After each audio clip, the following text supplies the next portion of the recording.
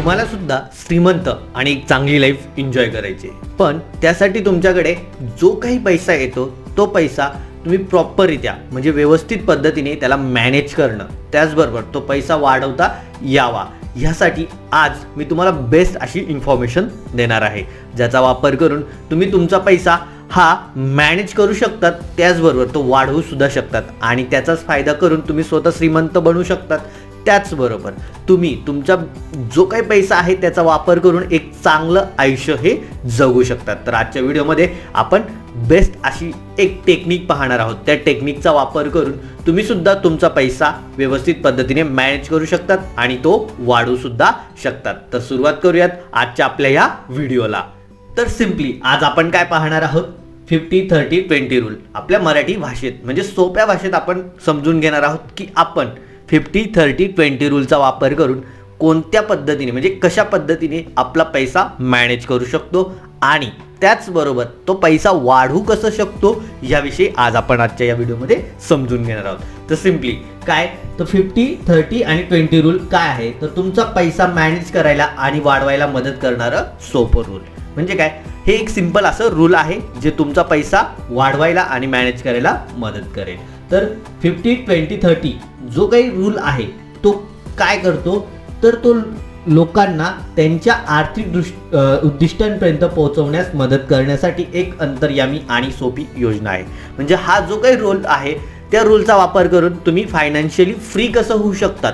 म्हणजे आपण जर बघितलं फायनान्शियली फ्री काय असतं, तर सिम्पली आपल्याला कोणतीही वस्तू घेण्यासाठी आपल्याकडे एवढा पैसा पाहिजे की आपण ती वस्तू घेताना त्याचा प्राइस टॅग बघायची गरज नको पडायला, बरोबर. यालाच आपण फायनान्शियल फ्रीडम म्हणू शकतो किंवा फायनान्शियली फ्री लाईफ असं म्हणू शकतो.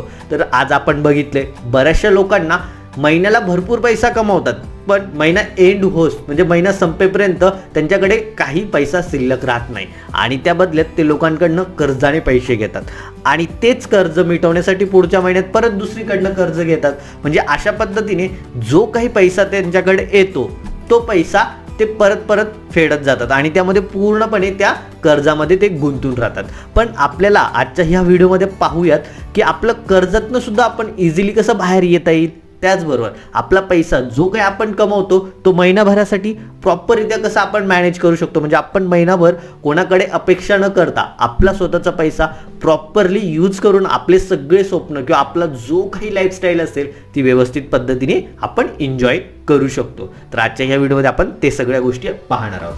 त्यानंतर या नियमामध्ये काय सांगितलंय की तुम्ही जे काही टॅक्स भरतात त्या टॅक्सच्या उत्पन्नामधनं जो काही आपला 50% म्हणजे टॅक्स, बरेचसे मराठी लोक आपल्या म्हणजे जे काही इंडियन लोक आहेत ते टॅक्स भरत नाहीत. पण ज्यांचा, कारण टॅक्समध्ये पण एक लिमिटेशन्स आहे की 2.5 या 3 लाखापर्यंत जर आपलं इन्कम असेल तर आपल्याला टॅक्स हा भरावा लागतो. त्यामुळे आपण काय करायचं की आपला जर आपण टॅक्स भरत असणार ना तर आपला टॅक्स भरून जो काही पैसा उरतो त्या पैशांमधनं आपल्या ज्या काही गरजा म्हणजे 50% जो काही पैसा उरेल ना तर तो पैसा आपण आपला गरजा किंवा जबाबदाऱ्या यावर खर्च करायचा. आता आपण सिम्पली ते पूर्ण टेम्पलेट समजून घेणार आहोत, पण एक बेसिक फॉर्मॅट आपण समजून घेऊयात. म्हणजे आपला जो काही 50% इन्कम असेल तर त्या 50% इन्कममधनं आपण आपल्या गरजा किंवा ज्या काही जबाबदाऱ्या आहेत ना त्या जबाबदाऱ्यासाठी आपण 50% इन्कम हे यूज करायचं. त्यानंतर उरलेला अर्धा भाग म्हणजे जो काही 20% भाग आहे तो 20% भाग आपण आपले सेविंग किंवा जे काही कर्ज आपण घेतो ते कर्ज नील करण्यासाठी. कारण स्टार्टिंगला जर तुम्हाला हे फॉर्म्युला यूज करून तुमचं कर्ज नील करायचं असेल म्हणजे तुम्हाला कर्जातनं मुक्तता हवी असेल तर सिम्पली स्टार्टिंगला काय करायचं, आपण आपला जो काही बजेट बनवलेला असेल 50-30 आणि 20 रूल, तर जो 20% आपल्याकडे पैसा उरतो ना तो आपल्याकडे आत्ता जो काही कर्ज आहे तो कर्ज आपण संपवण्याचा प्रयत्न करतो. म्हणजे ती अमाऊंट आपण ज्याला काही EMI द्यायची असेल किंवा कर्जाचे पैसे रिटर्न करायचे असतील त्या व्यक्तीला किंवा त्या बँकला किंवा कोणत्याही संस्थेला आपल्याला परत करायचे असतील ते त्या ठिकाणी द्यायचा प्रयत्न करायचा आहे. याच्याने काय होईल की जो काही तुमचा कर्ज आहे तो कर्ज पटकन आणि लवकरात लवकर तो संपेल आणि त्यातनं तुम्हाला एक कर्जाचं टेन्शन हे तुमचं संपून जाईल. त्यानंतर 30% जी काही इन्कम असेल ती आपण आपल्या स्वतःसाठी म्हणजे एन्जॉय करण्यासाठी आपण वापरू शकतो. कारण आपण म्हणतो की आपल्याला आपलं हे आयुष्य एकदाच आपल्याला भेटतं.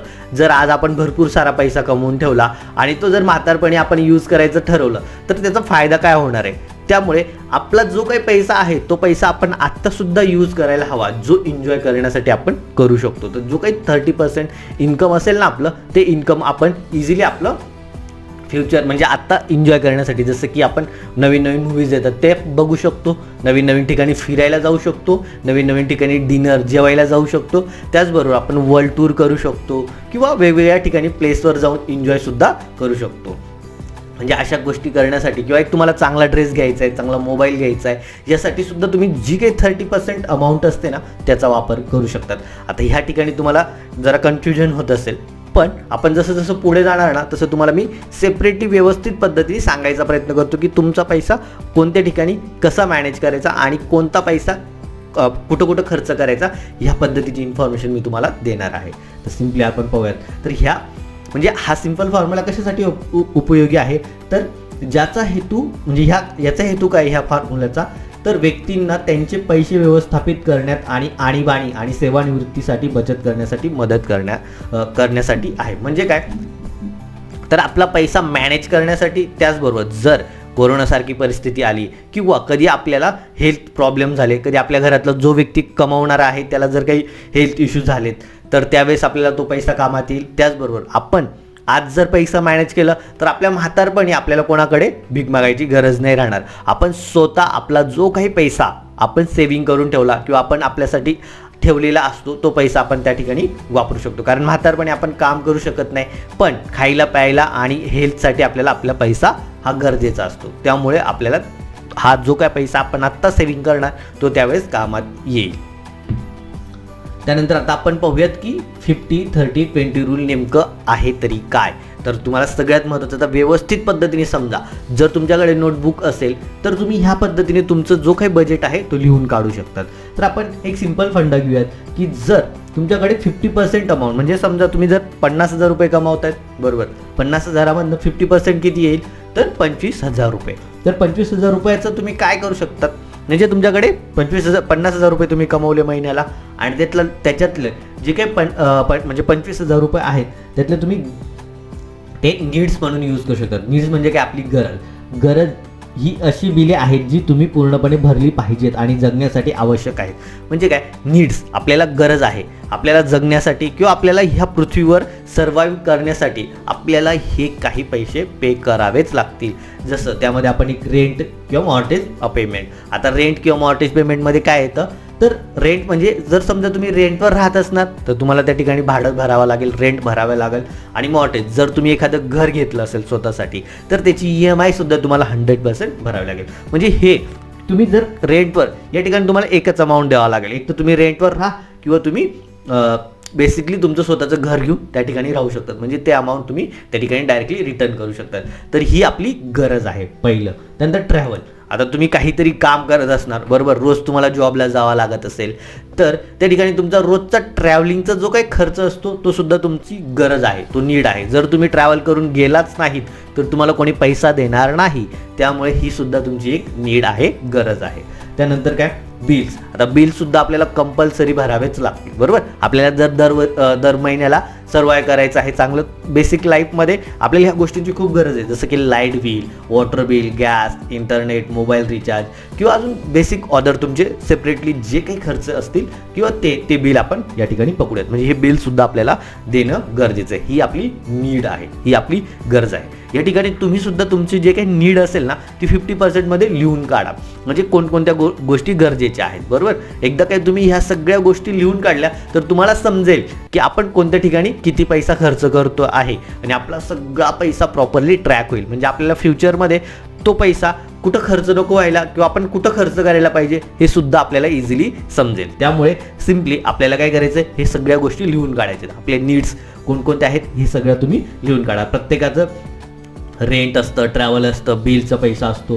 त्यानंतर सगळ्यात महत्त्वाचं ग्रोसरी, कारण आपल्याला जगण्यासाठी खावं तर लागेल ना, आणि ग्रोसरीसाठी सुद्धा आपल्याला खर्च करावा लागतो. म्हणजे ही आपली नीड आहे, आपली गरज आहे. त्यानंतर सगळ्यात महत्त्वाचं की तुम्ही इन्शुरन्स काढून घ्यायला हवा.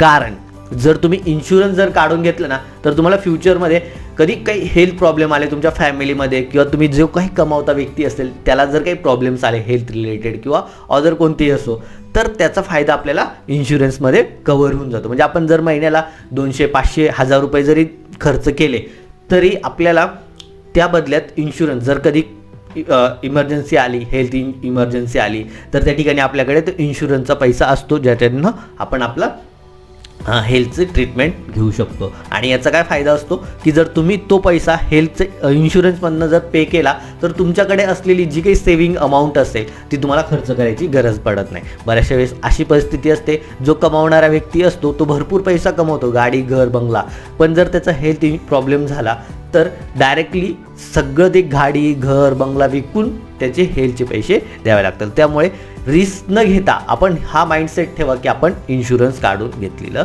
कधीही बेटर राहील, जेणेकरून आपल्याला कधी प्रॉब्लेम आले तर आपण त्या इन्शुरन्सचा वापर करून आपलं हेल्थ रिकवर करण्यासाठी मदत घेऊ शकतो. त्यानंतर फीज, समजा जर तुम्ही लग्न झालेलं असेल तुमचं आणि तुमचे जर मुलं बाळं असतील तर त्यांचे क्लासची फीज, त्यांच्या स्कूलची फीज किंवा त्यांना जो काही पैसा खर्च करावा लागतो आपल्याला तो पैसा आपण फीजमध्ये पकडूयात, बरोबर. म्हणजे ही सुद्धा आपली गरज आहे किंवा नीड्स आहे. आणि जर तुमचं लग्न झालं नसेल तर तुम्ही ॲज अ नीड म्हणून काय विचार करू शकता, तर तुम्ही लर्निंग घेऊ शकतात, नवीन स्किल घेऊ शकतात, नवीन कोर्सेस घेऊ शकतात आणि त्यातनं तुम्ही स्वतःला अपग्रेड करायचा प्रयत्न करा. कारण जेवढं जास्त नॉलेज असेल, जेवढं जास्त स्किल असेल, त्या स्किलच्या बेसवर तुमचं जो काही इन्कम आहे तो सुद्धा वाढू शकतो. म्हणजे आपण एक एक्झाम्पल घेतलं की 50,000 रुपये आपण पर मंथ कमवतो, पण जर प्रॉपरली आपण त्या ठिकाणी आपल्या स्किल, नॉलेजवर काम केलं ना तर आपण त्या 50,000वरनं 1 लाख, 5 लाख रुपये महिनासुद्धा इझिली कमवू शकतो. त्यामुळे जर तुमचं लग्न झालं नसेल, तुम्ही बॅचलर असणार, तर तुम्ही अशा पद्धतीने तुमचा जो काही बिल असेल तो बिल मॅनेज करायचा प्रयत्न करत राहा. त्यानंतर मिनिमम डेप्ट, म्हणजे बेसिकली काय होतं की जर तुम्ही आता आपण ज्या पद्धतीने बघितलं, ट्रॅव्हल करण्यासाठी तुमच्याकडे एक बाईक असेल, तुम्हाला टाईम वाचवायचा असेल, तर तुम्हाला टाईम जर वाचवायचा असेल आणि तुम्हाला लवकर जायचं, मग तुम्हाला बाईकची गरज आहे, बरोबर. बाईक तुम्हाला कंपल्सरी घ्यावी लागेल आणि बाईक जर घ्यायचं तर तुम्ही ती EMIवर घ्या. EMIवर घेतल्यानंतर दर महिन्याला तुम्ही डेप्ट म्हणजे जो काही तुमचं कर्ज असेल, EMI असेल, ते तुम्ही दर महिन्याला हळूहळू इझिली भरू शकतात. म्हणजे ही सुद्धा तुमची गरज आहे किंवा नीड आहे, कारण तुम्हाला ट्रॅव्हलिंग करून तुमचा टाईम वाचवायचा आहे. जेवढा टाईम वाचेल तेवढा तुम्ही दुसऱ्या ॲक्टिव्हिटीज करू शकतात आणि सुद्धा तुम्हाला पैसा हा कमवू शकतात. म्हणजे अशा पद्धतीने ह्या ज्या काही नीड्स आहेत त्या नीड्सवर तुम्ही खर्च करणं गरजेचं आहे. तुम्हाला गरज आहे, तुम्हाला यावर खर्च करावा लागेल. म्हणून तुम्ही ज्या पद्धतीने आपण एक्झाम्पल घेतलं, जर 50,000 रुपये कमवत असणार तर आपण 25,000 रुपये ह्या सगळ्या गोष्टींवर खर्च आपण करू शकतो. आता आपल्याकडे अजून 25,000 रुपये उरलेले आहेत. आता ते 25,000 रुपये कुठं कुठं खर्च करायचे आपण ते बघूया. तर त्यानंतर येतं 30%. 30%मध्ये वॉन्ट्स म्हणजे काय, तर आपल्याला अशा गोष्टी ज्या सर्व काही म्हणजे एवढ्या आवश्यक नसतात, गरजेच्या नसतात, पण आपल्याला वाटतं की नाही आपण ह्या गोष्टी कराव्यात. कारण आता आपण तरुण आहोत, आपल्याला आपलं आयुष्य जगायचं आहे, आपल्याला आपले एन्जॉय करायचं, आपल्याला चांगले मूव्हीज बघायचे आहेत, आपल्याला चांगले कपडे घ्यायचे आहेत, आपल्याला चांगल्या ठिकाणी जेवायला जायचं आहे, आपल्याला फिरायला जायचं आहे. तर ह्या गोष्टींसाठी सुद्धा आपल्याला खर्च करायचा आहे. कारण आत्ता आपण जेवढ्या एनर्जीने एन्जॉय करू शकतो ते आपण म्हातारपणी एन्जॉय करू शकत नाही. त्यामुळे आत्ता गरजेचं आहे, आत्ता वॉन्ट्स आहे, आत्ता आपल्याला गरज आहे की आपण त्या गोष्टी कराव्यात, ते एन्जॉय करावं, ते मस्तपैकी आपण आपलं आयुष्य जगावं. कारण जर तुम्ही सगळा पैसा जर सेविंगमध्ये ठेवला किंवा सगळा पैसा तुम्ही फक्त तुमच्या नीड्सवर खर्च करून टाकला तर तुम्ही म्हातारपणी जर जास्तही पैसा असेल तुमच्याकडे पण त्या पैशांचा वापर करून तुम्ही एक मजा नाही घेऊ शकत, एक आनंद घेऊ शकत नाही. त्यामुळे तुम्ही ज्या वेळेस जगतात ना त्यावेळेस तुमच्याकडे वॉन्ट्स हा पॅटर्न सुद्धा असणं गरजेचं आहे. तर या ठिकाणी आपण म्हणू शकतो की जसं वॉन्ट्स, आपण ज्या गोष्टीवर पैसे खर्च करतात त्या सर्व गोष्टी आवश्यक नसतात. म्हणजे आपण ज्या ठिकाणी पैसा ही गरज आहेच अशातला भाग नाही आहे. जर कधी तुम्हाला गरज नसेल तर तुम्ही ह्या गोष्टींवर नाही खर्च केला तरी काही प्रॉब्लेम येणार नाही. तुम्ही तुमचं आयुष्य व्यवस्थित पद्धतीने सर्वाइव्ह करू शकतात, व्यवस्थित पद्धतीने एन्जॉयसुद्धा करू शकतात. पण ह्या गोष्टी असणं तर तुम्हाला एक आत्ताचं जे काही जनरेशन आहे आपलं, त्या जनरेशनमध्ये ह्या सगळ्या गोष्टींची खूप गरज आहे. आणि ह्या गोष्टी असेल तर आपण फ्रेश असू, आपलं माइंड एन्जॉय करू शकतो, आपण रिलॅक्स असू आणि आपल्या आयुष्यात आपण एक सॅटिस्फाईडसुद्धा असू शकतो. त्यामुळे वॉन्ट्स खूप गरजेचं आहे. त्यामध्ये आपण dinner, movies, shopping, vacations, luxurious, subscription, EMI किंवा अदर तुमचे जे काही वॉन्ट्स आहेत ना ते. म्हणजे वॉन्ट्स म्हणजे आपण सिम्पली काय घ्यायचं की अशा वस्तू, अशा गोष्टी ज्याची गरज म्हणजे आपण त्यासाठी पैसा खर्च करायलाच पाहिजे अशी काही गरज नाही आहे, पण आपल्याकडे पैसे आहेत म्हणून त्या गोष्टी करा आणि तुमचं आयुष्यसुद्धा तुम्ही व्यवस्थित पद्धतीने एन्जॉय करा. हेच तुमच्यासाठी बेस्ट आहे. म्हणून वॉन्ट्सवर आपण पैसा खर्च करू शकतो. म्हणजे जी काही 30%, आता 30% म्हणजे आपण किती आपल्याकडे अमाऊंट उरलेली होती, आपल्याकडे होती 25,000 रुपये, बरोबर. 25,000मधनं आपण 30% जर पकडलं तर 15,000 रुपये येतात. म्हणजे आपण 15,000 रुपये खर्च करून आपण बाहेर डिनरला जाऊ शकतो आपल्या फॅमिलीसोबत, त्यानंतर मूवीजला जाऊ शकतो, शॉपिंग करू शकतो, व्हॅकेशन एन्जॉय करू शकतो, लक्झरियस वस्तू घेऊ शकतो, त्यानंतर सबस्क्रिप्शन घेऊ शकतो, त्यानंतर EMI किंवा अदर्स तुम्हाला जे काही खर्च करायचा आहे तो खर्च तुम्ही या ठिकाणी इझिली करू शकतात, बरोबर. आता आपण किती खर्च केले, आपल्याकडे 50,000 होते, त्याच्यातले आपण 25,000 रुपये आपल्या नीड्सवर खर्च केले, त्यानंतर 15,000 रुपये आपण कशावर, तर आपल्या वॉन्ट्स आहेत, म्हणजे आपल्या जे काही एन्जॉय करायचं आहे त्यावर आपण खर्च केले. आपल्याकडे आता उरलेत किती, 10,000 रुपये. तर 10,000 रुपयाचं आपण काय करायचं, 10,000 रुपये आपण प्रॉपरली सेव्हिंग करायची. तर यामध्ये काय, शेवटी तुमच्याजवळ निव्वळ उत्पन्नाचा 20% बचत आणि गुंतवणुकीसाठी वाटप करण्याचा प्रयत्न करा.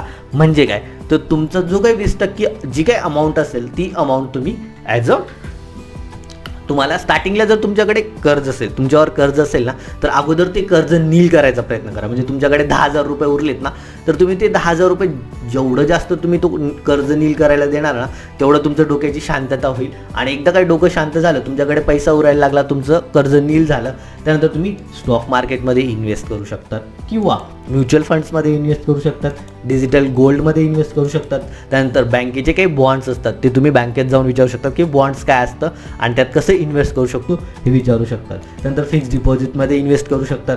त्यानंतर तुम्हाला जर काही नवीन बिझनेस चालू करायचा असेल तर बिझनेसमध्ये इन्व्हेस्ट करू शकतात. त्याचबरोबर तुम्ही लोकांना लोन्स देऊ शकतात आणि त्यातनं सुद्धा पैसा हा कमवू शकतात. आणि त्याचबरोबर तुम्हाला अदर ठिकाणी सुद्धा तुम्ही तुमचा पैसा इन्व्हेस्ट करू शकतात. या ठिकाणी सिम्पली एक गोष्ट नेहमी लक्षात ठेवायची, जो काही पैसा आपण इन्व्हेस्ट करतोय त्या इन्व्हेस्ट करताना इयरली आपल्याला कमीत कमी 10% ते 12% त्याचे रिटर्न्स कसे येतील ह्याकडे नेहमी फोकस ठेवायचा. कारण आपल्याला 10 ते 12% त्याची रिटर्न का पाहिजे आहेत, तर दर वर्षाला आपल्या इंडियामध्ये 5 ते 7% आपलं इन्फ्लेशन रेट आहे. इन्फ्लेशन म्हणजे काय, महागाई. म्हणजे आपण एखादी वस्तू पकडली, आता सिम्पली आपण जर ही वस्तू पकडली, तर ही वस्तू आपल्याला कितीला भेटणार आहे, ही वस्तू आपल्याला समजा ह्या वर्षी 100 रुपयाला भेटते, तर हीच वस्तू पुढच्या वर्षी 105 रुपयाला भेटेल. म्हणजे याची महागाई वाढते, 5% याची प्राईस वाढली आहे. तर आपल्याला हेच समजायचं आहे की महागाई वाढते, त्यामुळे आपला पैसासुद्धा वाढायला पाहिजे. आणि जर आपल्याला पैसा वाढवायचा असेल तर आता आपण ज्या पद्धतीने सेव्हिंग केली, आता समजा जर तुम्ही 1,20,000 रुपये वर्षाला सेव्हिंग केली, तर 1,20,000 सेव्हिंग केल्यानंतर कमीत कमी तुम्हाला 10 ते 12% त्याच्यावर तुम्हाला एक फायदा व्हायला पाहिजे. म्हणजे त्याच्यातनं तुम्हाला इन्कम हे मिळायला पाहिजे. अशाच ठिकाणी तुम्ही इन्व्हेस्ट करा ज्यातनं कमीत कमी 10 ते 12% तुम्हाला त्याचे रिटर्न्स भेटतील. कारण 5-7% तर तुमचं कमीत कमी त्यातनं इन्फ्लेशन रेट म्हणजे महागाईमध्येच निघून जातील. मग तुमच्याकडे कमीत कमी 4-5% तरी एक्स्ट्रा अमाऊंट ही उरत म्हणजे तुमच्याकडे असते आणि ज्याचा वापर करून तुम्ही अजून जास्त पैसा कमवू शकता. तर हा सिम्पल फॉर्मॅट आहे 50, 30 आणि 20 रूल. याच्यात तुमचा पैसा टाका आणि त्या पद्धतीने तुम्ही तुमचा पैसा मॅनेज करू शकतात. आता आपण ज्या पद्धतीने बघितलं, जसं उदाहरण बघितलं की 50-30 रूल, म्हणजे जर तुम्ही महिन्याला 50,000 रुपये जर कमवत असणार ना, तर तुम्ही 25,000 रुपये तुमचे नीड्सवर खर्च करू शकतात. आता या ठिकाणी नीड्स आपण बघितले, नीड्स कोणकोणते आहेत, रेंट म्हणजे जे ज्या ठिकाणी राहताय तुम्ही किंवा तुम्ही तुमचं घर घेतलं त्याचं EMI, नंतर travel, bills, grocery, insurance, fees, minimum डेप्ट, अशा पद्धतीचे जे काही तुमच्याकडे गोष्टी आहेत याच्यावर तुम्ही तुमचं जो काही नीड आहे तो खर्च करू शकता. त्यानंतर 30% मध्ये तुम्ही तुमच्या फॅमिलीसोबत dinner, movies, vacation, shopping, luxurious वस्तू घेऊ शकतात, सबस्क्रिप्शन घेऊ शकतात. सबस्क्रिप्शनमध्ये जसं की आपण बऱ्याचशा गोष्टींची गरज नसते, जसं की आपण आता म्हणू शकतो नेटफ्लिक्स म्हणा किंवा हॉटस्टार म्हणा, यांची गरज नसते तरी पण आपण घेतो, बरोबर. तर ह्या गोष्टीचं पण आपण एक म्हणतो की आपल्या लाईफमध्ये आपल्याला एन्जॉय करायचं, आपल्याला नेटफ्लिक्सच्या सिरीज पण बघायच्या आहेत, ते इट्स ओके, नो प्रॉब्लेम. पण आपण ती अमाऊंट ह्या 30%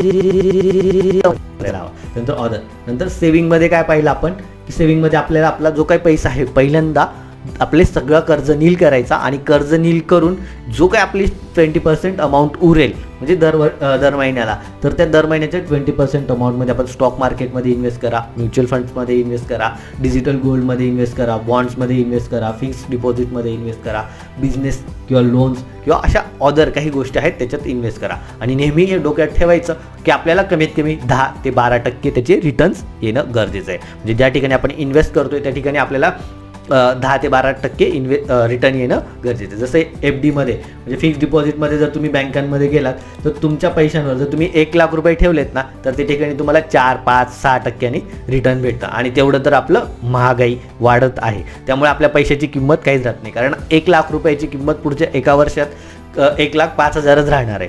त्यामुळे तुम्ही हा माइंडसेट ठेवा की आपला पैसा 10 किंवा 12% कसा वाढेल याकडे नेहमी फोकस ठेवायचा. तर आपण अशा पद्धतीने आजचा हा व्हिडिओ बघितलाय.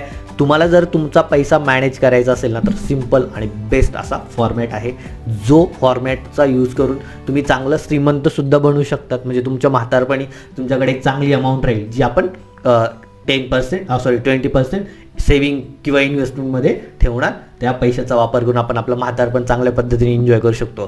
त्याचबरोबर आणीबाणी म्हणजे काही प्रॉब्लेम जर आलेत, कधी हेल्थ प्रॉब्लेम झालेत, जसं आपण आता बघितलं कोरोनामध्ये बऱ्याचशा लोकांचे जॉब गेलेत किंवा बऱ्याचशा लोकांकडे कामच नव्हती, त्यावेळेस त्यांच्याकडे पैसासुद्धा नव्हता. का तर त्यांनी सेविंग केलीच नाही, त्यांच्याकडे एक अमाऊंट अशी नव्हती जेणेकरून ते सर्वाईव्ह करू शकतात. म्हणजे हा प्रॉब्लेम येतो. त्यामुळे नेहमी हे माइंडसेट ठेवा की आपल्याकडे एक स्पेसिफिक अमाऊंट सेव्ह केलेली असणं गरजेचं आहे. त्याचबरोबर आपलं तरुण पण आहे, आपल्याकडे आता एनर्जी आहे, तर आपल्याला आपलं लाईफसुद्धा एन्जॉय करायची. त्यामुळे कमीत कमी आपलं 30% अमाऊंट ही आपल्या वॉन्ट्सवर खर्च करा, एन्जॉय करा. आत्ता नाही जगलो तर आपण कधी जगणार आहोत. त्यामुळे नेहमी हा माइंडसेट ठेवा की आपल्याला आपलं लाईफसुद्धा एन्जॉय करायची. आणि त्यानंतर 50% नीड्स, जे की 25,000 रुपये आपण एक्झाम्पल घेतलं आहे, तर 25,000 रुपयापर्यंत म्हणजे जी काही नीड्स आहे तीसुद्धा आपण नीड्ससुद्धा आपण प्रॉपरली मॅनेज करणं गरजेचं आहे. म्हणजे आपल्याला कळायला हवं की आपण कोणत्या नीड्सवर कुठं खर्च करतोय. याचं पूर्ण फॉर्मॅट आपल्याकडे जर असेल तर आपल्याला समजेल की आपण या ठिकाणी खर्च कमी करू शकतो, या ठिकाणी खर्च वाढवू शकतो, ह्या ठिकाणी आपण अशा पद्धतीने पैसा वापरू शकतो. आणि ह्याच फॉर्मॅट तुम्हाला श्रीमंत बनवू शकतो किंवा तुम्हाला एक चांगलं आयुष्य जगायला मदतसुद्धा करू शकतो. आणि त्याचबरोबर तुम्हाला स्ट्रेस फ्री लाईफसुद्धा तुम्हाला या ठिकाणी भेटेल. कारण जर तुम्ही कर्ज घेतलं नाही आणि तुमचा पैसा प्रॉपरली मॅनेज करत गेले तर तुम्हाला कोणाकडनं कर्ज घ्यायची गरज पडणार नाही, कोणाकडनं पैसे घ्यायची गरज पडणार नाही आणि तुम्ही तुमचं स्वतःचं आयुष्य हे व्यवस्थित पद्धतीने एन्जॉय करू शकतात. तर आजचा व्हिडिओ तुम्हाला कसा वाटला खाली कमेंट बॉक्समध्ये नक्की सांगा. त्याचबरोबर जर तुम्हाला असेच फायनान्शियल मॅनेजमेंट रिलेटेड किंवा फायनान्स रिलेटेड व्हिडिओज पाहिजे असतील तर खाली कमेंट बॉक्समध्ये ते सुद्धा सांगायला विसरू नका. आपल्या यूट्यूब चॅनलला सबस्क्राईब करा. लवकरच आपले सबस्क्रायबर वाढत आहेत आणि तुमच्या सपोर्टमुळे जास्तीत जास्त मलासुद्धा एनर्जी येते तुम्हाला असंच नवीन आणि चांगलं कॉन्टेंट आणून देण्यासाठी. त्यामुळे तुम्ही आपल्या यूट्यूब चॅनलला लवकरात लवकर सबस्क्राईब करा, आजच्या व्हिडिओला लाईक करा आणि हा व्हिडिओ तुमच्या मित्रपरिवारांमध्ये शेअर करायला विसरू नका. धन्यवाद.